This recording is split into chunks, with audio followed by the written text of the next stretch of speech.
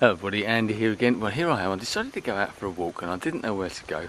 I was thinking about going to some woods, so I came to this particular part, somewhere that I've never been before.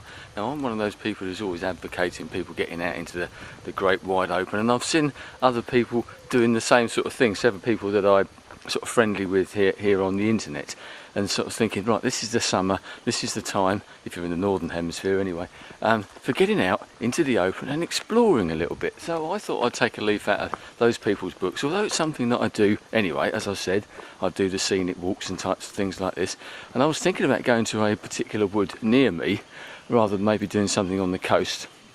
And I knew about this particular wood. This wood is called Brede High Woods, and it's only about 10 miles away from my home, but I've never been here before.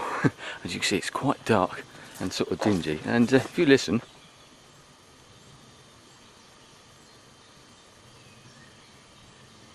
I don't know if you can hear that. All you can hear is bird song, which is great, and a little aeroplane sort of further up in the distance. And this particular wood is one of those that's been reclaimed, I suppose, because I belong to an organisation here in Britain. It's going through some undergrowth, shall we say, an organisation called the Woodland Trust, and it tries to preserve ancient woodlands and woods generally. And it's something that I've always been keen on, sort of woods and trees and all those sort of things, and places like this, because this is unspoilt, as you can probably see.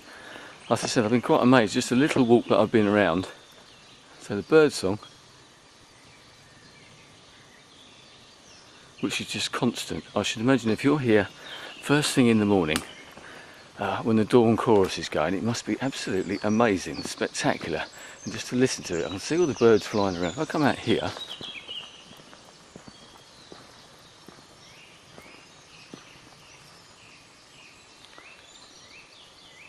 nobody about apart from me, and just all these birds singing in the distance. I hope you can pick that up. If you can't, it's going to make a pretty boring video, isn't it?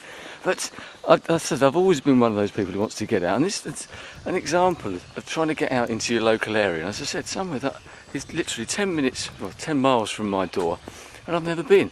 A great big woodland that I didn't really know existed, but only because, say, the organisation that I belong to had a bit of a publicity thing. They wanted to raise some money to actually buy these woods, and this is one of the largest woods that the trust actually owns, and it's quite I can't remember the exact details of the size of it, but it's quite an amazing size, and you can see that by I've come into the top of it. There's miles and miles, square miles worth of ancient woodlands here.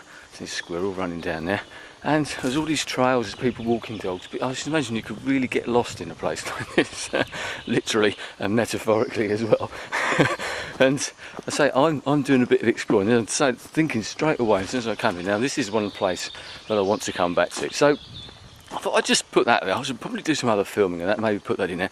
I've already started taking loads and loads of photographs. Hang on, I'll walk up here, because it's one of the things like this is that you come back and you start finding, see how dark that is.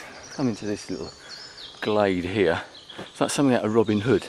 You're expecting a few merry men and hopefully Maid Marian to leap out any particular moment. But absolutely wonderful. I love places like this. And if you've got somewhere near you that you suspect might be like this, maybe this is the summer to get out there and listen to the bird song. Explore what's on your doorstep. Because as I've said so many times, and it's probably boring the pants off of you, that most of us have got somewhere that we can go to that might require just a little bit of effort, but if you do, it's really worthwhile, and it might be just on your doorstep, and you'll find a completely undiscovered world. It's a nice gully. I bet this. I'll show you this down here. If you can see it, it's a big gully. I don't know how well it comes out. I suppose the water comes rushing down there. There's so many paths and byways and little things around. I actually know some people who've been doing some work in here who do a bit of forestry and that. And that's another reason that I found out about this place. That they told me, I said, Andy, my wife as well, you ought to come, we ought to take you out there for a walk. It's a great place, and I totally understand that. And isn't it great that this has been preserved for forever because of the donations of various people putting money in and preserving something of our heritage, our woodlands, because once these are gone, they're gone forever, and that's a great tragedy. And it would be a great tragedy to lose a place like this, so diverse, with the trees, the wildlife, that sort of serenity that's here. It's great. I don't think I've heard birdsong quite like this, so constant, for quite some time. I'm used to seagulls. Anyway, I'm going to leave it there. So if you get the chance this summer, or any time, doesn't matter what time of the year it is, if you need an excuse, the summer's a good one, isn't it? The better weather's here. Get out into the open, go out and enjoy what's on your doorstep. You never know what you might find, and you can make, hopefully, you can show us all as well. So maybe that's the challenge. If you do that, make a video, go somewhere, make a video, and show us what's on your doorstep. Show us your little part of the world, and be proud of what's around you, and show it to everybody else, because I like to see where other people live. I like to see what's on other people's doorsteps, as I've done recently with people who've been out doing this type of thing. So now it's your turn. Anyway, I'll speak to you soon. Goodbye. I'm going to go and enjoy my walk.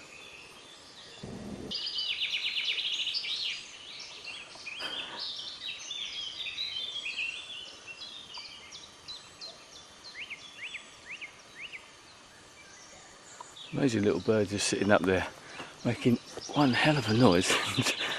There's another one over there. They're talking to each other. I think they must be. Little postscript.